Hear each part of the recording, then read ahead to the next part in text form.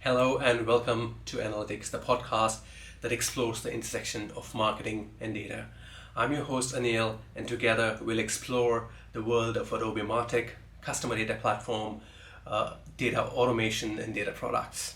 Right, so in our first episode, let's take a look at the must-watch Adobe Analytics sessions in the recently concluded Adobe Summit 2023. We'll list out key takeaways and brief summary, and I'll share my thoughts on all things Adobe Analytics. All right, so let's get started. Right, so if you head to the Adobe Summit on-demand sessions homepage, there are quite a few of them. Quite a few of the sessions have been tagged as Adobe Analytics. And what I've done is I've filtered the must-listen or watch sessions and listed them out here. And we'll also get to the key summaries and takeaway from these sessions. But let's take a look at the top five. 2023 Adobe Analytics Rockstar top tips and tricks. Second is the session by Search Discovery, if I'm not wrong, Inspire Action on how to use Analysis Workspace to showcase experiment results. And following this is Skill Exchange. This is a session on how to empower your teams with data democratization, and followed by two sessions on CJA and Adobe Analytics. The first one is Intro to CJA from the lens of an Adobe Analytics veteran, and Flex Your Data Muscles, how to rewrite history on the fly, again with CJA. All right, so let's dive in. Right, so the first session we're talking about is the 2023 Adobe Analytics Rockstar Top Tips and Tricks. Now, this session is usually hosted by Adobe, but mostly presented by customers and or partners. And it includes innovative practices and strategy and out-of-box thinking on data analysis to optimize your business results. Now, there are quite a few real-world example and tips and tricks, and that's why I find this session really informative, and you always end up learning something and taking away from these sessions. So we had three speakers or three presenters, and because this is a contest, there were three of them presented two ideas each, and finally there's a winner. I'm not going to mention who the winner is, so make sure you check out the video. But here's what they spoke about. Victoria presented about activity map destinations and reports around that, and she also presented on visit scoring. I'm sure if you're a veteran of Adobe Analytics, somebody or the other has always tried scoring visits or visitors or journeys within Adobe Analytics. So this is a good one to watch. Tomas talks about reconciling Adobe Analytics numbers across different systems. When you start comparing analytics numbers with your data warehouse, your database, or your ERP solutions, why do you get that disconnect and how to minimize that discrepancy. He also talks about sale period versus travel period, especially for aviation industry, but I'm sure it can be applied across other industries. So go check it out. Jennifer talks about improved new versus return visitor segments and how you can use them and apply that across various reports. And she also talks about smarter alerts. I'm not going to go into detail, but I'll let you watch the showcase and some examples around these. Right, so the second in the list is this session by Search Discovery, titled Inspire Action, Experiment Results in Analysis Workspace. Now, this was presented by Valerie Kroll and Julie Hoyer from Search Discovery. What I like about this session is how you could what they've demonstrated is how you can use analysis workspace to not only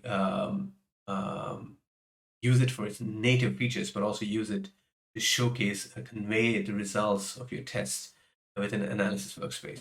Now, this session is all about uh, how can you use the UI, the analysis workspace UI, to set context, add story, and effectively communicate the hypothesis, results, the findings, and all within Workspace. And how do you do that, right?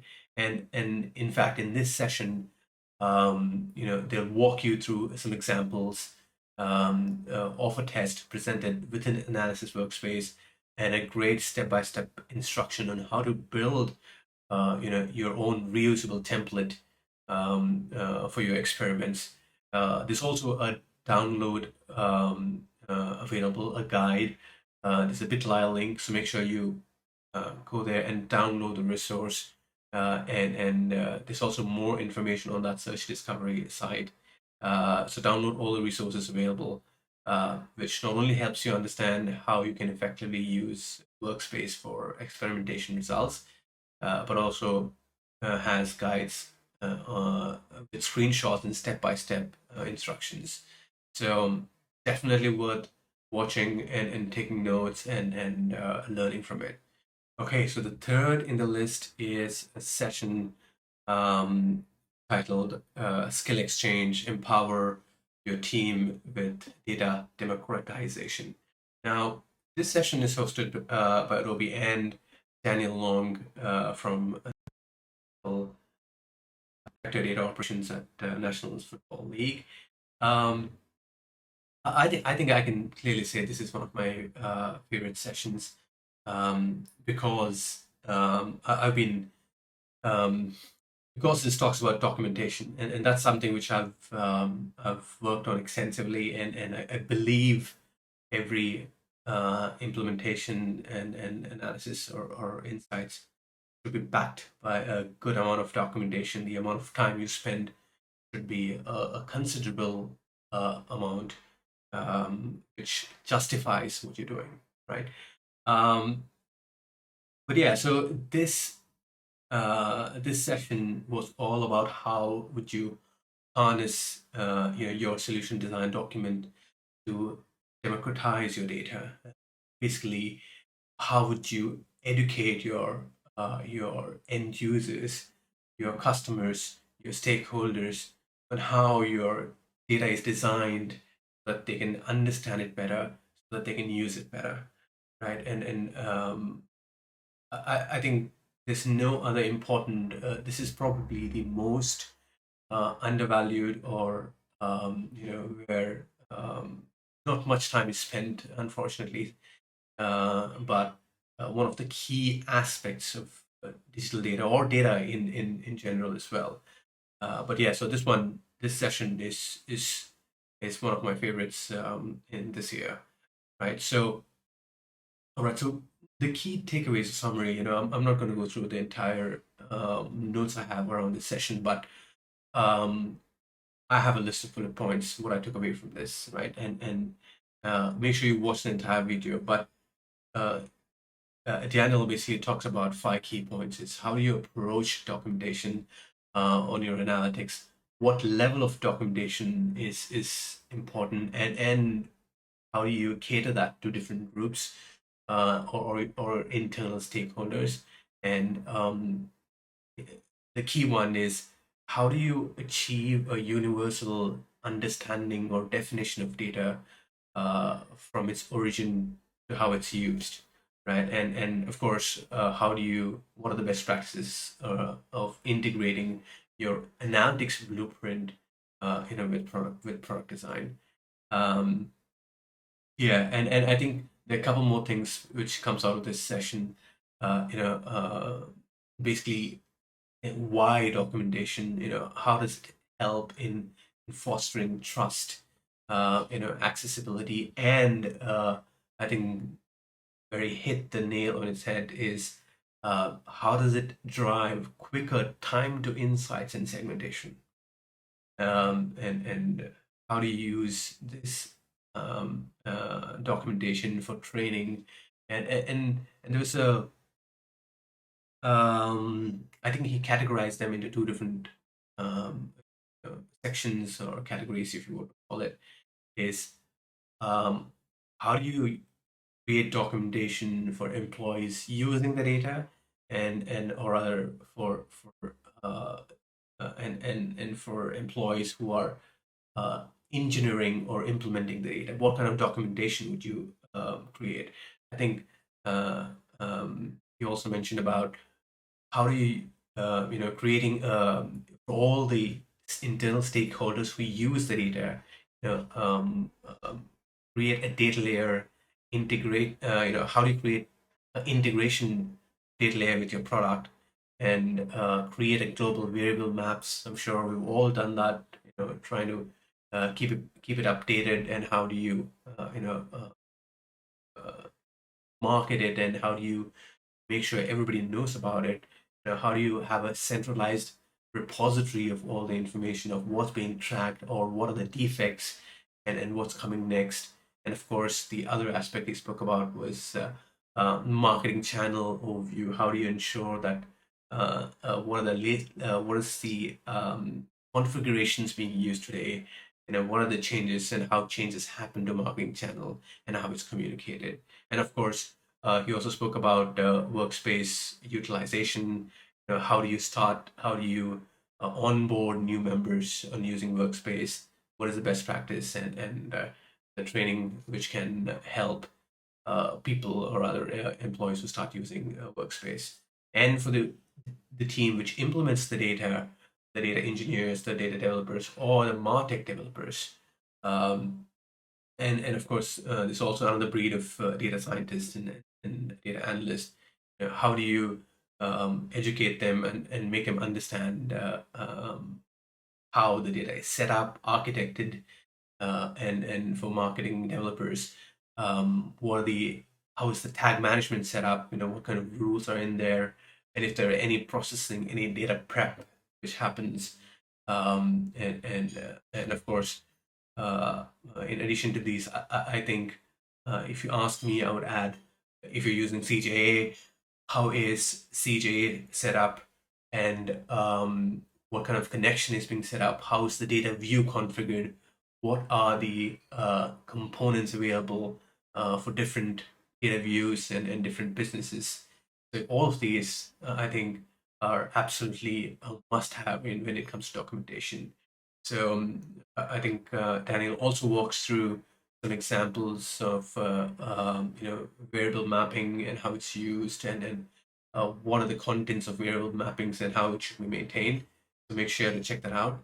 Um, but yeah, uh, I think this session was all about how documentation drives different aspects of your internal stakeholders, and how it affects all of them, and how maintaining it is not only critical, but a lifeline for any analytics team. So yes, that was all about um, the empowering your team with data democratization session. Okay, so the fourth in the list is the intro to CDA from lens of an Adobe Analytics veteran. So this session is presented by Derek Tangren, who does a great job. I think this is one of my top 5 presentation in for Adobe Summit, because there's so much focus on Adobe Experience Platform, and thus customer journey analytics. And if you are somebody who's been working on Adobe Analytics for a while, or have recently started working, and if your organization is thinking of Adobe Experience Platform and customer journey analytics, this is a good primer. This is a good starting point, and uh, especially if you've been using Adobe Analytics for a while, to understand the subtle differences. I would say the core differences. Uh, uh, I think this session is for you, because this goes to the root, understand how it's all set up, and how they're different, and they might be similar in some ways, but they're quite different in what they do and their capabilities. So this is a good primer. It's not a session which has everything, but good starting point for you to understand and then pick up things and extrapolate and do a comparison or do a deep dive into the features or capabilities that you're looking for. Right. So in this session, Derek does a great job of introducing CJA and how Adobe's XDM plays a role in combining omni-channel data within CJA. And he also talks about data views and how they're used to define dimensions and metrics in CJA, and how CJA uses report time transformation to add flexibility and speed um, to your data within CJA, right?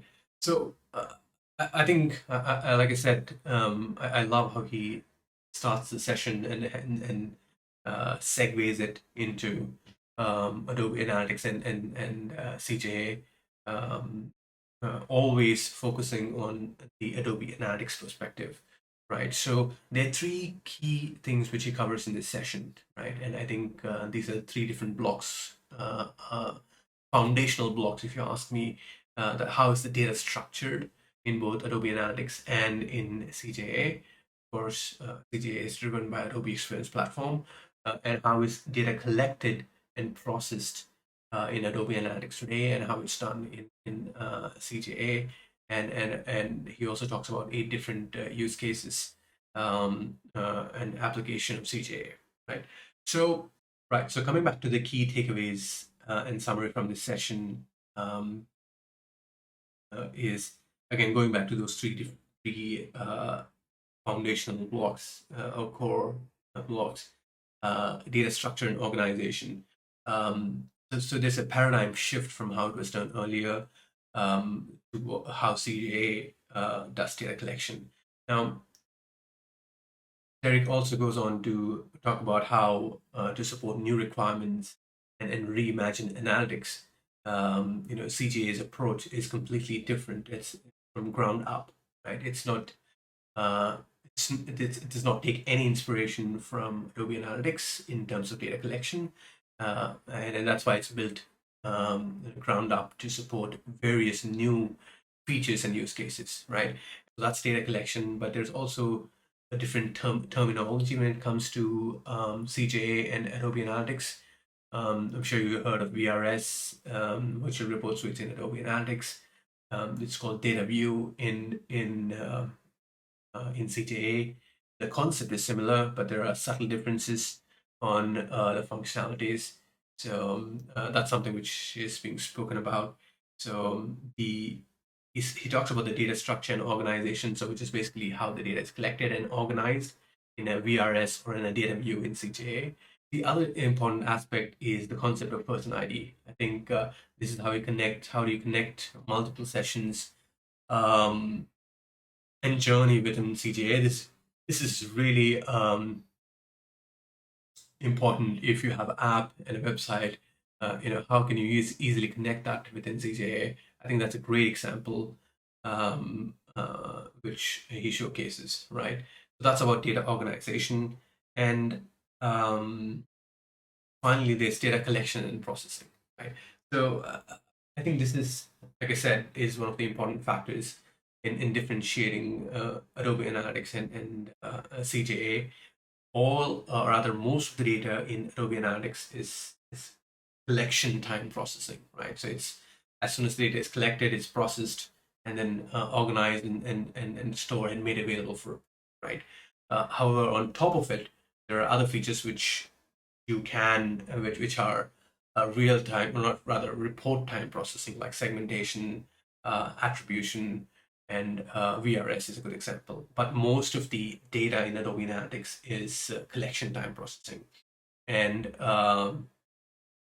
and CJA is minimal, absolutely minimal upfront processing prior to the data being organized. So, and it relies completely or mostly on report time processing. Right? And the architecture is designed in a way so that it can open up new possibilities. And there's some really great examples, especially on how you can um, exclude data collected, or logic and options available for you to manipulate data, get historical data, apply transformation on historical data, and there's no more low traffic or unique exceeded in terms of CJA. And of course, you can create new metrics and dimension on the fly. How you can uh, make multiple dimensions um, from a variable which contains delimited values, right? And how you can have different version of same dimensions. And there's another new feature coming, which is called, I think, derived values. That's something which can absolutely uh, take your data manipulation to the next level. So yes, so check it out as he showcases some of these features.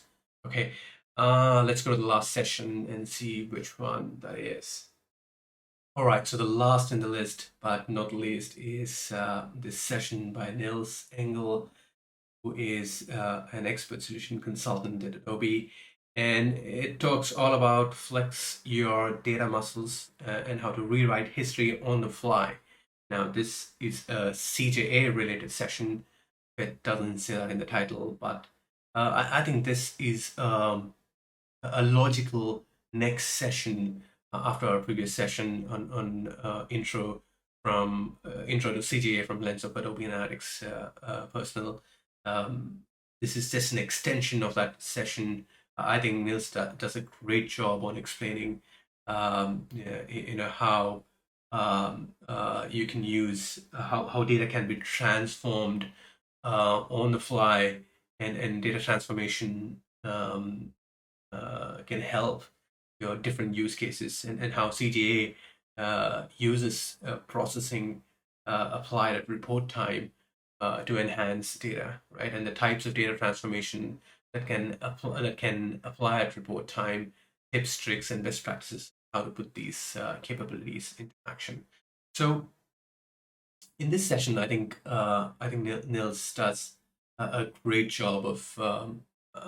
I like the way he starts the session of using GPS as a great um, uh, uh, using GPS and how it functions and how it adapts to changing conditions when you're driving, and how it changes directions, and how it uh, um, gives you relevant information based on what happens at that moment. And I think that's what he's trying to portray, and how CGA can transform data. The transformation capabilities of CGA is what he's trying to emphasize on this in this session. Um, the key takeaways or summary of the session is how um, I like the point where he explains that no matter how much requirement gathering you've done, and you've accounted for all the business needs, there will always be some requirement which happens last minute, or just comes on the fly, right? And there can be new people joining in, and looking for more data points or data sets, or data fields to be precise.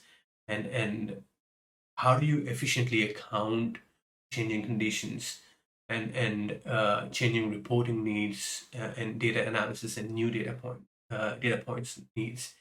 And I think this is where CJA stands out. Its capability to create new dimensions or metrics, or um, the amount of time taken to create new data points um, uh,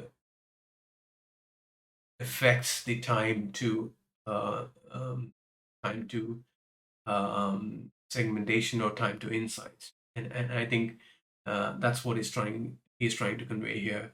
And the report time processing, or the query time processing, um, which allows you to make changes to data and apply transformation and create these new data points, is the key takeaway from this session, right? And um, he also talks about how it was done traditionally, how you ingest the data processing happens, transformation happens, and then there's, you do analyze the data set and then figure out, hey, you know what, I have something missing, or there's a new question for which we need new data points.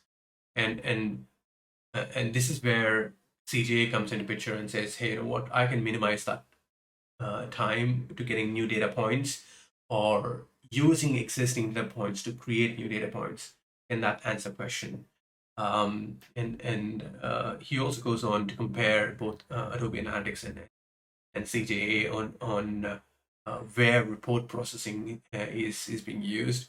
Like I mentioned earlier, Adobe Analytics has VRS, Virtual Report Suite, Attribution IQ, where it's used, and CJA, obviously, there's data views, field configuration, and duplication uses uh, reporting, uh, or rather, it uses the report time processing, right? And derived field, obviously, is another one which is coming soon. Will also use the same concept. Um, he also talks about the processing capabilities for CJA, and goes on to showcase what is a connection, how is a connection set up, what is the data view, and some demos of how data views is set up, and what are the fields and configuration settings available within a data view, and also a quick demo of the derived fields feature coming up in the future. Like I said, this is a good second session from Intro to CJA from the lens of Adobe Analytics. So definitely worth to watch. Okay, so those were the 5 sessions and some key summaries and takeaways from these sessions. I think I'll conclude with some of my thoughts around um, Adobe Analytics and CJA, and Adobe Analytics is not going anywhere anytime soon. It is going to be around, but I think there's a clear direction of focus we can see around AEP and CJA, and there's been new capabilities being built on for analysis workspace for both AA and CJA, mostly CJA. So I'll cover some topics around migration from Adobe Analytics to CJA in future sessions. But I think there are a few things uh, which I'm not comfortable with is um, the message of unlimited dimensions and variables. I don't necessarily think it's a great thing to have access to unlimited variables and dimensions or metrics.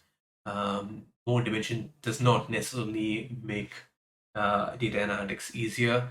Um, so maybe that's something which should not be used as a USP, in my opinion. But apart from that, I think the concept of a data collection and how CJ is structured is no doubt the way forward. Um, and you should slowly see all the features which are available in Adobe Analytics today, made available within CJ. That being said, I think there's a very interesting thread on Twitter by Trevor, who had answered some common questions he was asked after or during the session. I think you should go through these. He basically asks, rather answers, some of the common questions that if CJ has same features as AA, and if you should consider moving from Adobe Analytics to CJA, and other questions. I'm going to link this Twitter thread in the show notes. But yeah, feel free to check this out, and yeah, so that's pretty much for today's session, and that concludes the first episode of Analytics. Thank you for tuning in and spending time with us today. We hope you enjoyed the podcast and learned something new. If you have any feedback or suggestions for future episodes, we would love to hear from you. You can connect with us on LinkedIn, Twitter, or by going to Anilytics.io. Don't forget to subscribe to our podcast to stay up to date on the latest episodes, and leave us a review on your favorite platform to help others discover this show. Until next time, keep exploring, keep learning, and keep growing. Thanks again for listening. We'll catch up with you in the next episode. Goodbye.